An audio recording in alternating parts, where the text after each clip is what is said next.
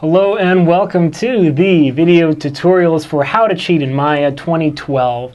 In this video I'm going to go through the cheat in the cycles chapter on the flying cycle. It's one of my favorites. I thought it was so much fun to just set up the goon rig with little stubby horns and the bat wings that I gave him.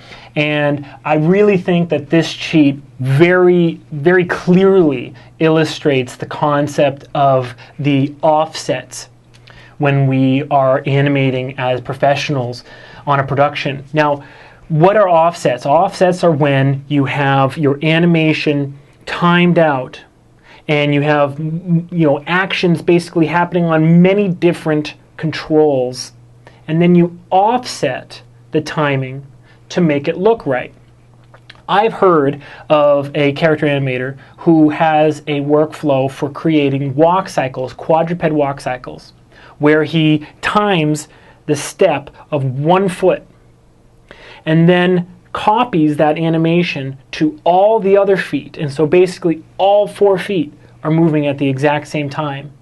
And then goes in and just offsets all of the feet.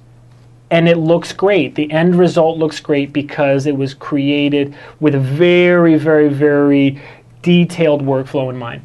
So let's take a look. Let's open up. You can follow along. Open up the fly cycle start scene, and we have Goon with his goofy little horns and his bat wings here. And the first thing we're going to do is we're just going to make a pose with the wings upwards. So what I like to do is just another quick little cheat. I like to make my selection masks easy to use. So I normally turn all objects off and then just go back and click on the little spline icon right here. And what that does is it makes it so that I'm sure that I'm not selecting geometry and I'm only selecting animation controls. So on frame 1, I'm going to set a key on all of these controls, and then I'm going to just pose the wings upwards. And I'm going to grab both controls and pose them up. Now you'll notice that when I created this rig, basically the object space is flipped across the center axis. So you can grab both of the controls on either side and make a pose. All right, now let's make a downward pose. I'm going to make sure that your controls are keyed. All 4 of these wing controls are keyed on frame 1. Just again, go to frame 9 and set a key. I'd set a key right now because it's a good idea to set keys on all controls, even if you're keying with auto key, just so that you're absolutely sure that the character has keys on all of the controls that you want him to have. All right. I actually just forgot right then that I created the controls in opposite object space across the center, and I was just keying one at a time. That was silly. Okay. So now we're just going to pose these wings downwards like this. Okay, now this is really quick. I'll just say I'm happy with that. And then remember, cycle needs to have the same key on the first and last frame. So I just copied frame 1 to frame 18. Okay, now let's go to the graph editor and let's make sure that my cycles are going to look good. So we're just going to make all these tangents flat. Okay, now we need some breakdown poses. All right, so on frame 4, we're going to have the tips of the wings look like they're basically being resisted by the air, and we're just going to key them upwards a little bit, just like that. Okay, I'm going to set a key, and on frame 13, the wings are rising, so the drag is going to make the wing tips bend downwards. Okay, I'm going to set another key right here. All right, but let's first just watch this and see what we have. Okay, cool.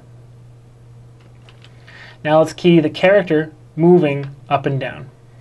I'm going to create a pose on frame 1 by selecting his main controller right here. Okay, and remember, we're going to be practicing offsets. So we're going to key the same frame range 1 to 18 and then make the change by offsetting it. Okay? Let's just move him up. The cheat says about 5 units. You know, that's fine. You can eyeball it. And then frame 9, let's bring him down to -5.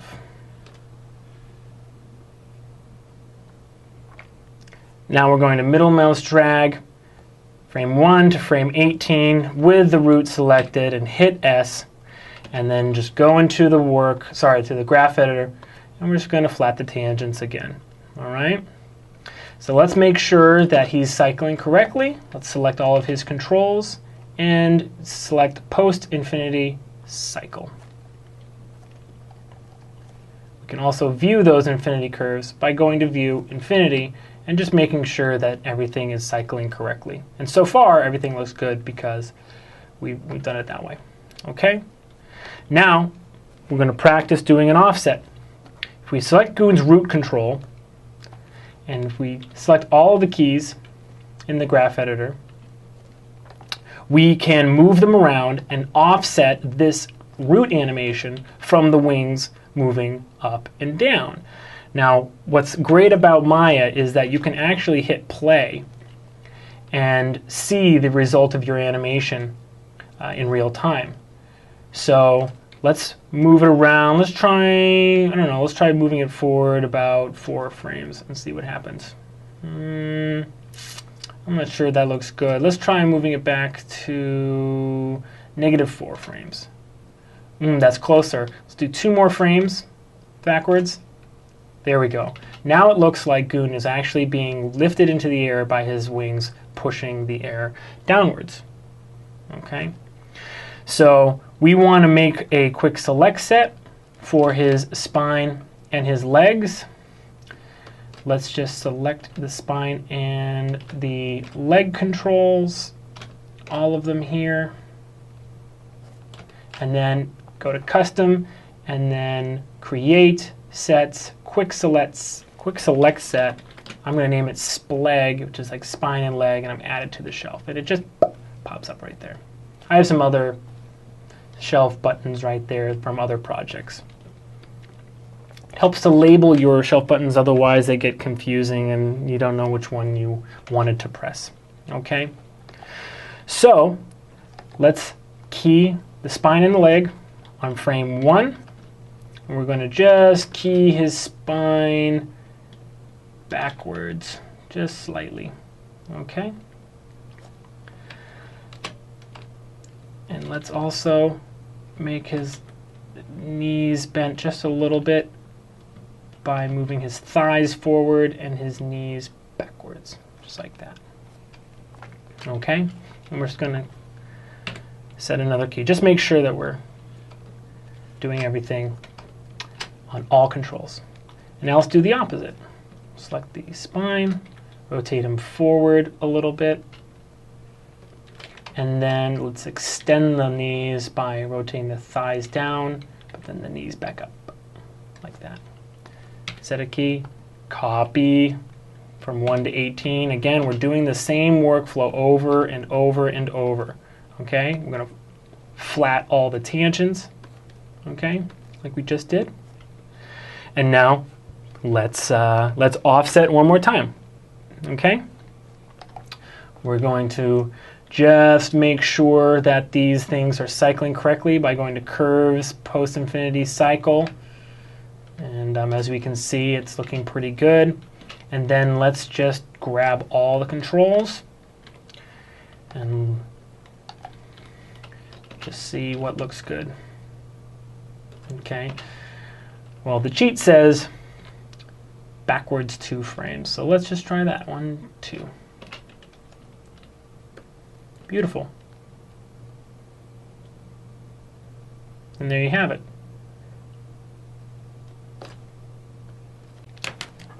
So it's really that simple. When you're animating in a production, it's very, very common to have like a cycle where you just know what the timing needs to be and that everything is going to basically fall within the same timing.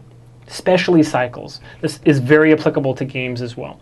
And so what you'll have to do is just decide what that timing is, and then create animation in a layered way on the body, and then just offset. And it's that simple. And as long as you make sure that you're copying the first frame to the last frame so that the cycle is correct and it really does hook up, you know, the first to the last frame, you should be totally fine.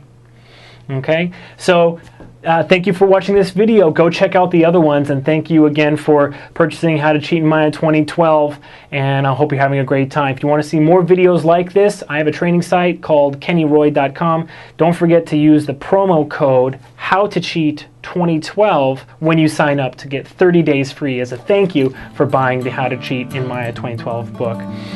Good luck with your animation, and as always, rock on.